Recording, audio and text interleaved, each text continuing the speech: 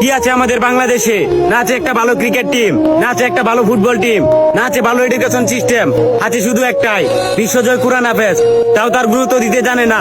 হায়রে মানুষ, যেখানে ভালো কাজ করতে যাইবে সেখানে হারাম ঘুষের টাকা চাইবে।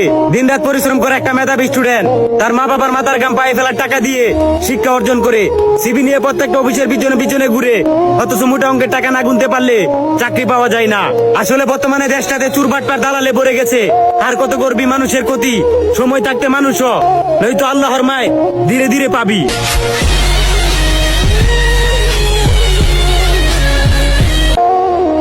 বাঁশের চেয়ে কঞ্চি বড়, ধানের চেয়ে বড় খই, নেতার চেয়ে চামচা বড়, তাহলে মানুষ বিচার পাবে কই?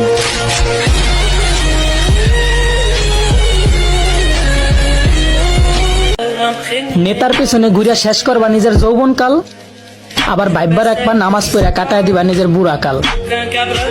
বলি বাপের কামাই খাইয়া নেতার চামচামি করা সাজে না, আর বুড়া কাল পর্যন্ত যে বাচ্চা থাকবা আজরাইল তো আর তোমার দুলাভাই না।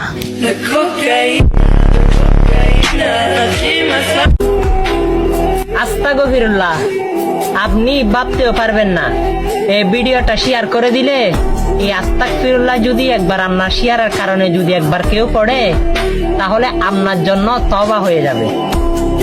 সেও তওবা করবে আর আমার আমলনামায়ও তওবার হিসাব চলে আসবে আল্লাহ রাব্বুল আলামিনের দরবার থেকে।